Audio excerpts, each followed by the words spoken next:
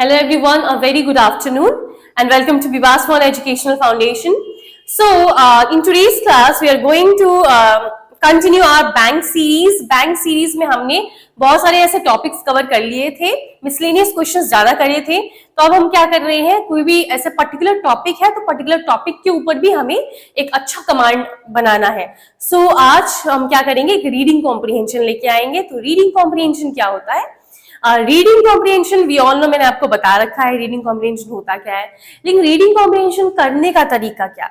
हमेशा आप कभी भी, मोस्टली एस्पिरेंट्स क्या करते हैं, उसको रीड करते हैं, एकदम रीड करने में पूरा टाइम वेस्ट हो जाता है, तो वो चीज आपको नहीं करना है. सबसे पहले आप क्वेश्चंस की तरफ जाएंगे, लॉन्ग आरसी में स्पेशली क्वेश्चंस की तरफ जाएंगे. क्वेश्चंस के जितने भी पॉइंट्स हाईलाइट कर रहे हैं आपको, वो पॉइंट्स को आप अलग से अपने कॉपी में लिखेंगे.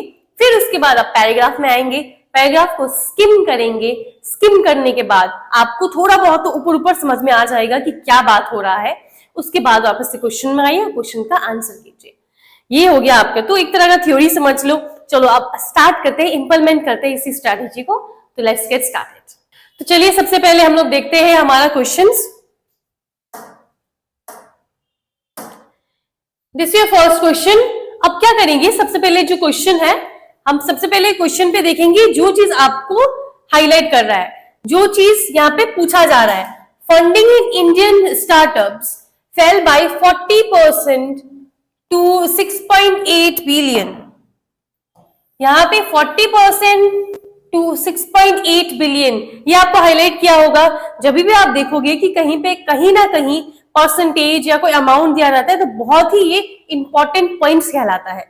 तो ये जो इंपॉर्टेंट पॉइंट है, इसको आप क्या करोगे, आप कहीं भी आपके पास जो भी कॉपी है, आप कॉपी में जाके वहां पर साइड में लिख लो कि सबसे पहला क्वेश्चन में ये पूछा गया था. During April June this year this decline can be traced to a combination of factors. What are these possible factors? यहाँ पे फैक्टर्स के बारे में पूछा गया है. तो एक बार आपने क्वेश्चन पढ़ लिया, समझ में आ गया कि पूछा क्या है. ये जो डिक्लाइन है, ये ट्रेस किया जाए कॉम्बिनेशन ऑफ फैक्टर्स की वजह से, और ये सब पॉसिबल फैक्टर्स क्या है, यहाँ पे पूछा गया है फैक्टर्स के बारे में. और ऑल्सो एक और चीज 40% टू 6.8 बिलियन, ये आपका हाईलाइट किया है. तो आपने कॉपी में ये दोनों पॉइंट्स को लिख लोगे कि क्वेश्चन नंबर 1 में ये दोनों आया हुआ है. ठीक है. फिर क्वेश्चन नंबर 2 देखते हैं. क्वेश्चन नंबर 2 में why does the author think that the justification for data localisation. क्या दिखा आपको, यहाँ पे सब्जेक्ट क्या है, किसके बारे में बोला है, data localisation is fairly uncomplicated. तो यहाँ पे डाटा लोकलाइजेशन आपका यहाँ पे की पॉइंट हो जाएगा. Question number 3. Which of the following arguments can justify the concerns relating to the downsides of data localization? अब यहाँ पे downsides पूछा है किसका, डेटा लोकलाइजेशन के बारे में. ठीक है. तो आप ये चीज को आप की पॉइंट की तरह आप अपने कॉपी में लिख सकते हो. 3 क्वेश्चंस लेके आई हूं. तो आप देखते हैं हमारे क्वेश्चंस के पैराग्राफ पे आते हैं.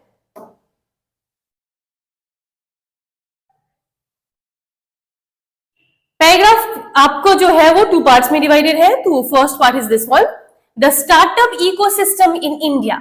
The startup ecosystem in India. India में क्या है, जो स्टार्टअप जो बिजनेसेस है उसके बारे में यहाँ पे बात किया जा रहा है. In overdrive for the past, is होना चाहिए यहाँ पे, is overdrive for the past few years. ये बहुत ही तेजी से जो स्टार्टअप से इकोसिस्टम है इंडिया में, बहुत ही तेजी से बढ़ गया है कुछ सालों में. is now undergoing a slow churn. अब क्या हो गया है कि is now undergoing a slow churn, but अब एक तरह का वहां पे एक स्टेबिलिटी मेंटेन किया गया है. तो यहाँ पे एक स्लो स्टेबिलिटी हो चुका है. After a period of frenzied fund raising, after a period of frenzied fund raising. क्योंकि अभी क्या हो रहा था, तेजी से ओवरड्राइव हुआ था. तो फ्रेंजीड का मतलब क्या होता है, full of energy. So a period of frenzied, अब इतनी ज्यादा तेजी से जो एनर्जेटिक फंड रेजिंग है and deal making when unicorns. अब जो एकदम ज्यादा फंड जो उन्होंने रेज किया है और जो डील मेकिंग है, when unicorns startups with a valuation of $1 billion और more were growing at a fast rate. अब ये जो है, जो यूनिकॉर्न्स है, वो इतना तेजी से बढ़ गया है. Fund raising has begun to dry up. अब फंड रेजिंग क्या है, वो अभी एक तरह का ड्राई अप हो चुका है, कम हो गया है। As per a report by पीडब्ल्यूसी, लेकिन अगर पीडब्ल्यूसी ने एक रिपोर्ट जारी किया जिसके हिसाब से आफ्टर 3 कंसेक्यूटिव क्वार्टर्स, लगातार 3 कंसेक्यूटिव क्वार्टर्स है of more than 10 billion funding in Indian startups, इससे ज्यादा जो फंडिंग किया गया है, जो इन्वेस्ट किया गया है इंडियन स्टार्टअप्स में, fell by 40% to this, right. क्या हो गया, 40% से इतना बिलियन हो चुका है during April June this year. अब कुछ याद आ रहा होगा आपको, आपने जब क्वेश्चन देखा था ये चीज दिखा था मुझे, right. During such testing times, when many startups have begun to lay off workers as they seek to conserve cash, Indian startups have also been voicing concern over the compliance-intensive nature of regulations in the current draft of the Personal Data Protection Bill. अब क्या हो गया, क्योंकि अब तो खराब चल रहा है सब कुछ, अब क्या कर रहे हैं जो स्टार्टअप्स है वो लोग ले ऑफ का मतलब क्या होता है, जो वर्कर्स है अपने वर्कर्स को अब हटाना चालू कर रहे हैं, क्योंकि अब इतना पैसा तो है नहीं कि आप सब वर्कर्स को दे सके, तो अब क्या करें, जितने भी वर्कर्स हैं सबको हटा रहे हैं, जॉब से निकाल रहे हैं। फिर सेकंड पैराग्राफ की तरफ आते हैं। सेकंड पैराग्राफ में क्या लिखा है, the concern stem around regulations, जो चिंताएं हैं, जो चिंता हुआ है, स्टेम का मतलब क्या होता है, जहां से वो आया हुआ है, जो चिंता है, जो सब इंसान जो चिंता कर रहे हैं वो आया हुआ है कहां से, अराउंड रेगुलेशंस विच मैंडेट, मैंडेट का मतलब होता है requirement, which mandate that users personal data be kept within India। अब इनका मानना है कि जो यूजर्स के पर्सनल डेटा होता है वो इंडिया के अंदर ही होना चाहिए, वो बाहर नहीं जाना चाहिए। Many fear, बहुत सारे डर हैं that these rules will restrict operations of startups। But ये जो रूल्स इंप्लीमेंट किया जा रहा है, ये लोग बहुत ही ज्यादा कंसर्न है कि जो रूल्स इंप्लीमेंट किया जा रहा है वो शायद हो सकता है कि उसके वजह से हमारा जो बिजनेस है उस पे रेस्ट्रिक्शन आ जाए, वो रोक टोक आ जाए, हमारा बिजनेस में अफेक्ट पड़ सकता है। While the justification for data localization fairly uncomplicated worldwide, लेकिन ये जो justification है जो डेटा लोकलाइजेशन का है ये सही है, फेयरली है, वर्ल्ड वाइड में, दुनिया भर में। In the designing of localization rules, a careful balance needs to be struck between, लेकिन अगर एक बैलेंस मेंटेन किया जाए तब ठीक रहेगा। बैलेंस कहां पे होना चाहिए, प्राइवेसी एंड इनोवेशन, दोनों में अगर अच्छा से बैलेंस करके रखा जाए तो अच्छा हो जाएगा। However, the Indian government seems to be sympathetic to the concerns of startups। लेकिन जो सरकार है वो क्या है, वो बहुत ही ज्यादा सिंपैथी दिखा रहे हैं जो चिंताएं हैं of startups as reported in this paper। The Ministry of Electronics and IT is examining the possibility। अब जो मिनिस्ट्री है इलेक्ट्रॉनिक्स और आईटी का, ये क्या कर रहे हैं, वो लोग ये एग्जामिन कर रहे हैं, देख रहे हैं easing the data localization requirements as laid out।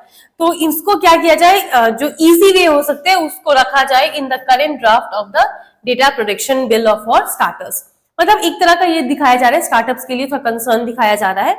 Considering that such concerns have also been voiced by others in the past, ये इस चीज को मद्देनजर रखते हुए कि वो लोग अभी चिंताएं जो है उसको मद्देनजर रखते हुए, specially by global technology firms, specially कौन है, ग्लोबल टेक्नोलॉजी फर्म्स, वो ज्यादा वरीड है, carving out exemptions for startups even as what constitutes a startup। The terms for the definition remains difficult to ascertain, may a prudent approach। but ये हो सकता है ये अच्छा अप्रोच हो, prudent approach, एक वाइज अप्रोच होना चाहिए।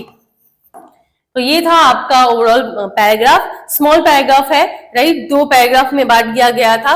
तो चलिए अब देखते हैं, हमने कुछ क्वेश्चंस देखे, क्वेश्चंस में हमने जो हाईलाइट किया था उसके ऊपर आते हैं। पैराग्राफ तो समझ में आ गया, अब आते हैं क्वेश्चन के ऊपर।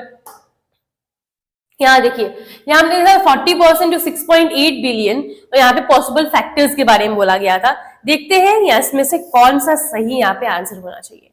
And of the era of cheap money with central banks, end of the era, जब एरा खत्म हो गया है, of cheap money with central banks across the world tightening policy to tackle inflation.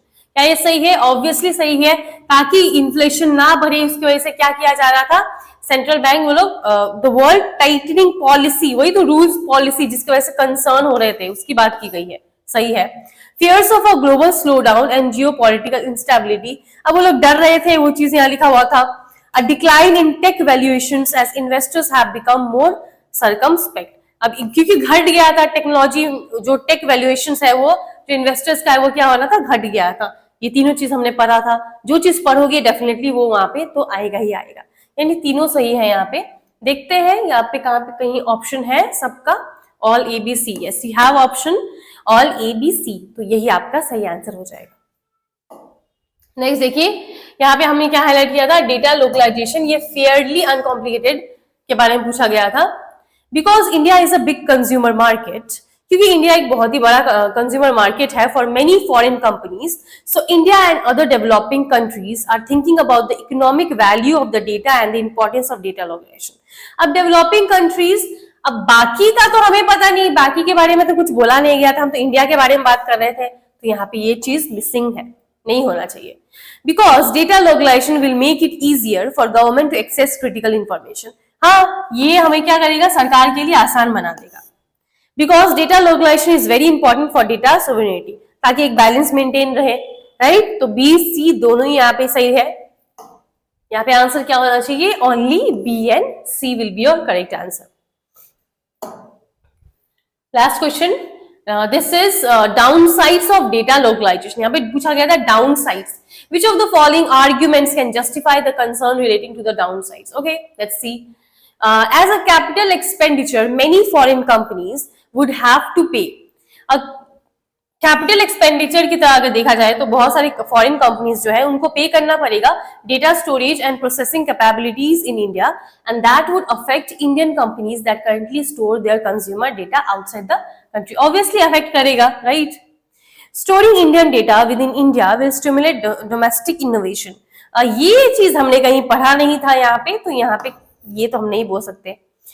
Establishing strict rules for keeping data, rules के बारे में पढ़ा था हमने, कुछ ऐसे रूल्स के बारे में बात किया जा रहा था ताकि data local could have a negative effect on the openness of communication abroad, yes. तो ये भी कहीं ना कहीं सुटेबल है इस पैराग्राफ के हिसाब से।